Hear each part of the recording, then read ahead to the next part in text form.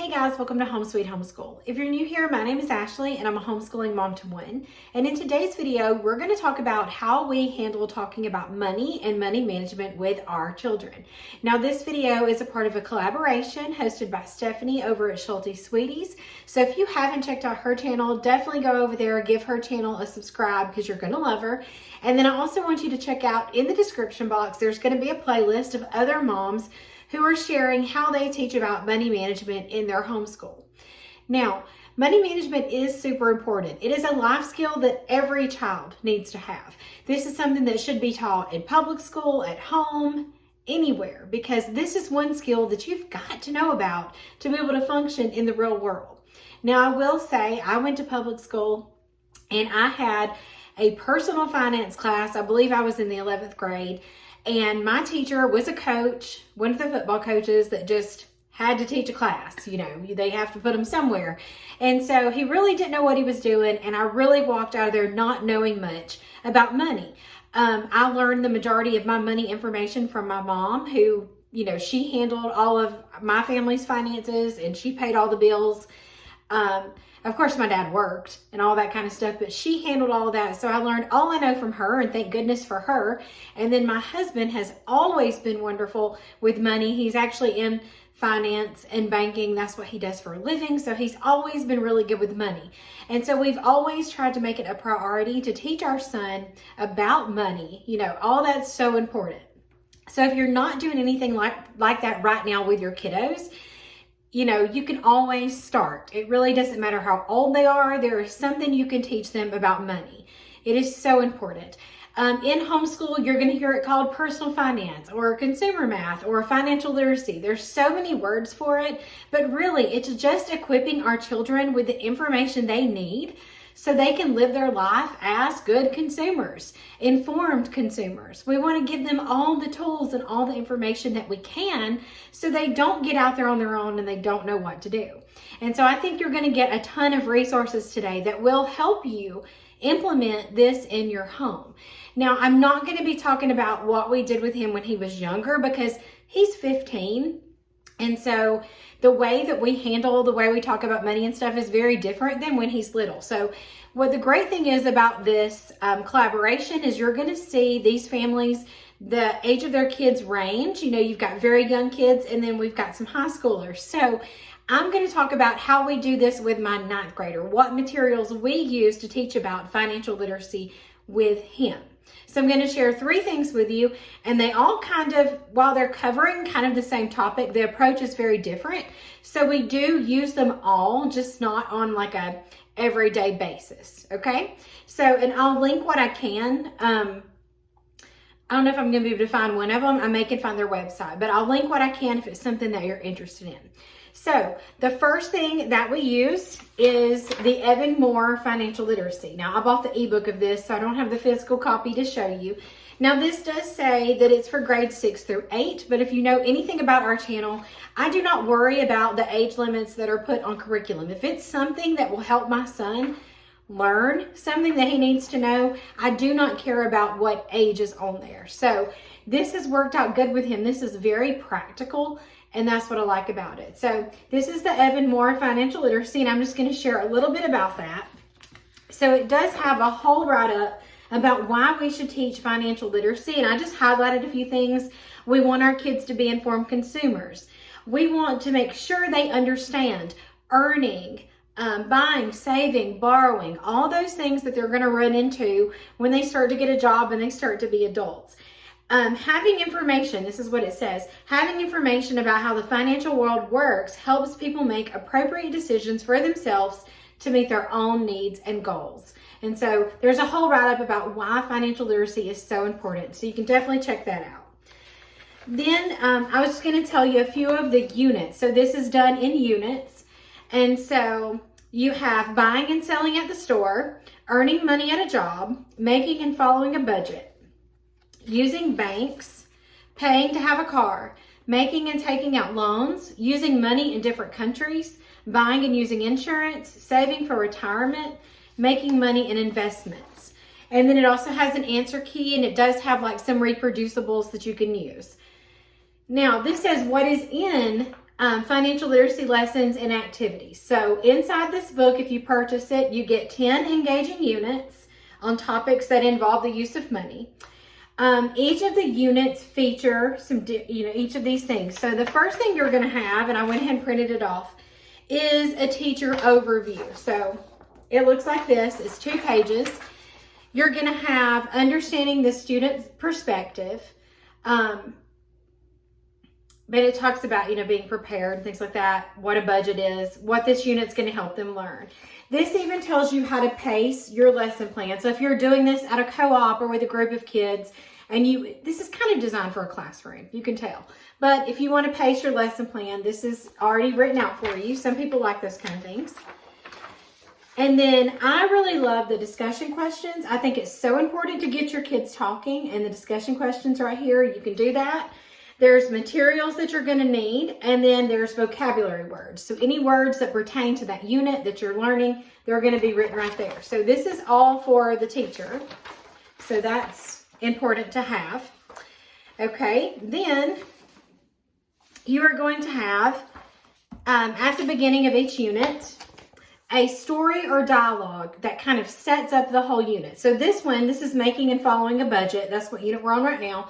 The story is dancing on both feet. So you read the story together. You're going to have those vocabulary words in there to talk about. And you can use the discussion questions. Okay, so I like that it has the bold words. It has things for them to look at. So I love that about it. So that's in every unit there. It always starts off with some kind of a story. The next thing you're going to work on, or your kids can work on, is the vocabulary. So this is all about budget vocabulary. So it does have the words at the top with the definition, and then he had an activity he had to do at the bottom. So making sure he understands what those terms mean. And then this journal entry one, it looks different in every unit, but this one had a journal entry where you have to plug in the vocabulary words. So 2 open-ended ways to practice that vocabulary.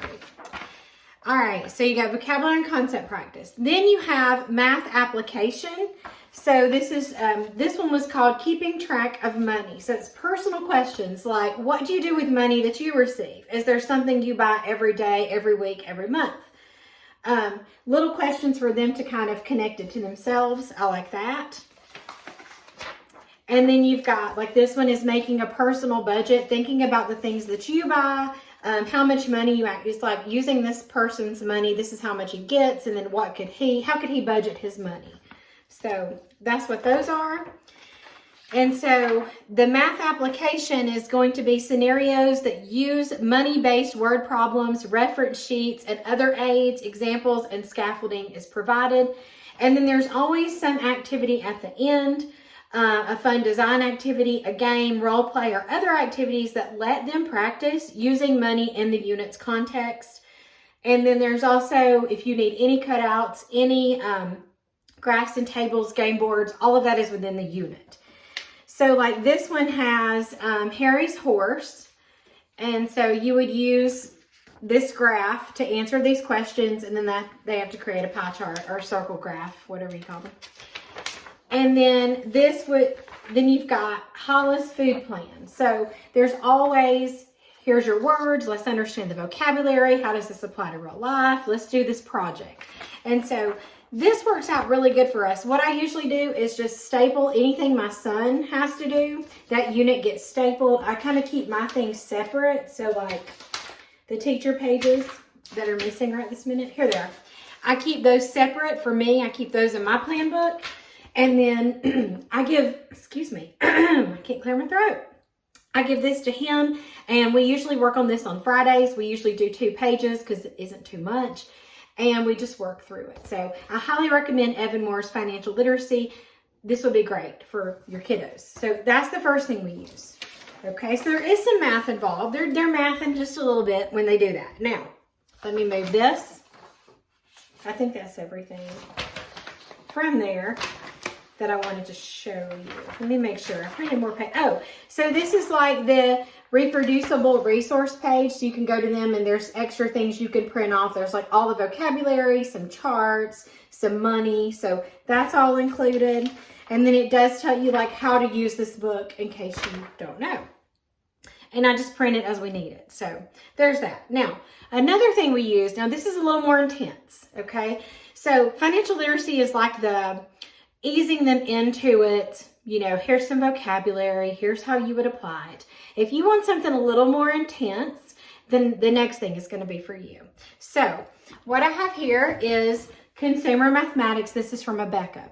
Now, this to me costs a whole lot of money if you buy it brand new from Abeka, so I highly urge you trying to piece it together from used sites. So like I picked up this book at McKay's, which is a used bookstore, and then all the other pieces that I'll show you, I got them off of eBay because it can be kind of expensive, which I've learned that high school stuff is just really expensive, and that's okay. So this is Consumer Math. It's taught in a Christian perspective. It's from Abeka, so it is really good, but it is really intense.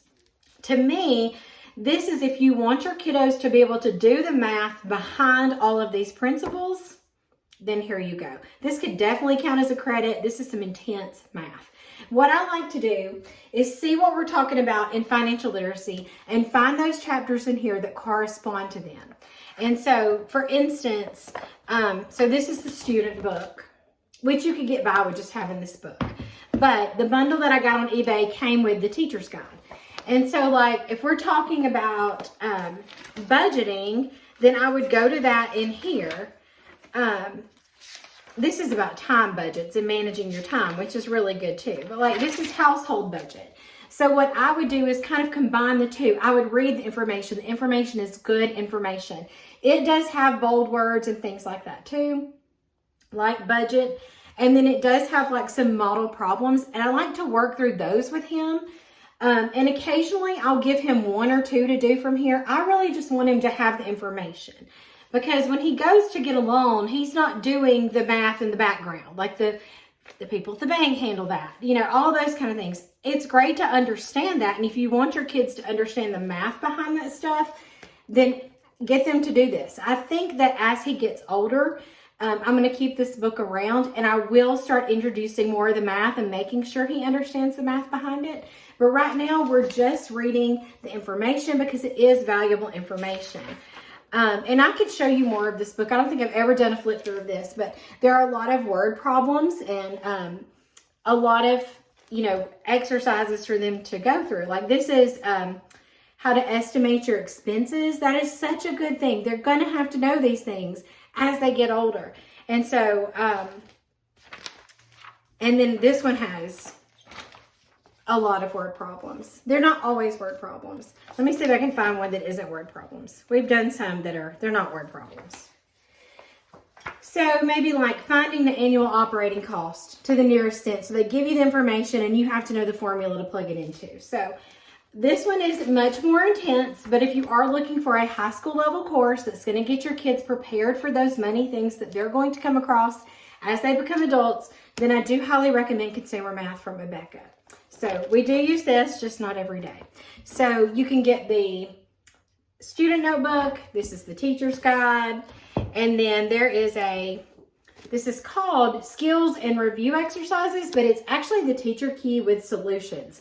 And so if you want to be able to quickly check your child's work, as you can see, everything, all the answers are in blue. And this is a good way for you to check everything. And then this is the solution key. This is showing you how everything is worked out. And I appreciate that in a math curriculum. I don't want you to just give me the answer. I like to be able to see like maybe where did he mess up so we can fix that. I like to see things worked out. And so this is super helpful to have. So that's the second thing that I recommend. Now, the last thing, I bought this and I wasn't real sure about it.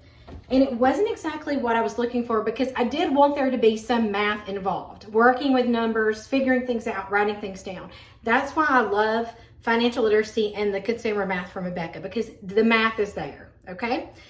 So I picked this last thing up at Teach Them Diligently last year.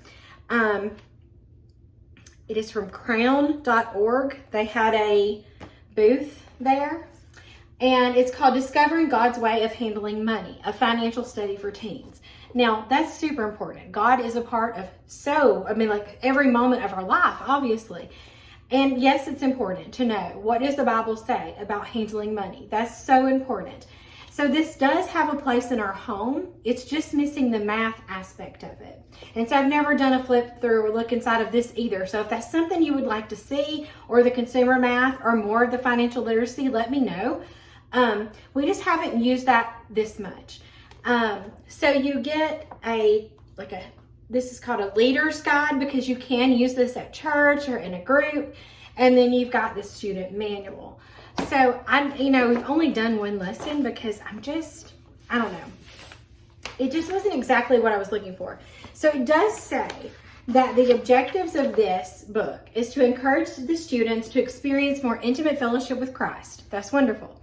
Challenge each person to acknowledge Jesus Christ as Lord, and provide teens with a basic knowledge of God's principles of handling money. So this study is designed to teach and help teens practically apply foundational financial principles from God's Word. Okay, that's wonderful. That's wonderful, but there's no math in here, okay? So if you're looking for something math related, you're not going to find that here. This is more Bible related, which is completely fine. So in here, you have here's your chapter guide for chapter 1. And so this gives you the overview, your agenda, if you're the one leading it and you need an agenda. So you start with prayer, you have a memory verse, and then you have, this is what it looks like. So it says to check it out. So it tells you what to read, and then based on this passage, you think God's principles of handling money are different from the way most people handle money. So it's great for conversation. It's great to say, okay, well, what does the Bible say about this? And I love that. Don't get this if you're looking for math, because there's no math in it. So what do you think would be the greatest difference? And then how do the following influence the way you spend? Then you read another Bible verse, and what does this verse say about handling money and receiving true riches? And then you would read the introductory notes, and then you have a remaining agenda. So what you're doing here. Okay, so then in his book, if we did lesson 1, let me show you that. His does look a lot like ours. So a lot like the teacher's guide. It's got the same kind of stuff in there for 1. And then he has this. This is, it says, would it surprise you to learn that the Bible says a lot about money? From beginning to end, Genesis to Revelation, there's more than 2,250 verses on how to handle money. And so it gives you some reasons. And so you read all of this, and then you also have this work right here to do. But like I said, there's no math in it. So if you're looking for some math, I mean, right here, you do get to record your income and your spending. So there is some number talk, but it just wasn't what it just wasn't what I was looking for. You do get to make financial goals. That's super important. I'm trying to show you some other stuff that's in here. This talks about saving money. And so there are charts and things to look at. And I think there's good things to be learned in here. And I'm not saying don't ever give this a try, because I do want to use this more. But it's not the same, as you can see, where I showed you the inside of the other ones. It's not the same setup. It's not a math focus. It's more of a God focus, which is completely fine. And this has a place in our home too, just like those things. So we just use a combination of all of these. I think all of this is important, and all of it has a place. So if you have to pick and choose from a bunch of places, that's fine. I just wanted to share with you some resources that we are using with our son, and we'll probably be continuing this in the consumer math on into 10th grade and longer, because we're not hitting it every day. I try to do the consumer financial literacy stuff on Fridays, just to kind of give them a break from Algebra 1, because that's a lot. But these are excellent resources to have in your home. I love using them. My son likes them. Now, I will say the consumer math one's not his favorite, because the math can be a little challenging, but he does like the financial literacy. And of course, this one, he's not doing a ton of math in it, and we're getting to read about the Bible. So these are fine. But they're all a little different, and that's what I think we like about them, because variety really makes things a lot more interesting. So if you have any questions about any of the curriculum that I shared with you, let me know. Leave it in the comments. If you want to see more of the inside of one, I'll be glad to do that. You just have to let me know. If you like what you saw, or you have an upcoming high schooler or a child in high schooler, then hit that subscribe button, because he's in his 9th grade year, and my goal is to document our journey all the way through 12th grade, just in hopes of helping somebody out. So definitely hit subscribe, because soon, I know around April and May, I start sharing my curriculum for next year. So definitely check out my channel. Definitely check out the playlist and see what other resources you can find for money management. And as always, thank you so much for watching.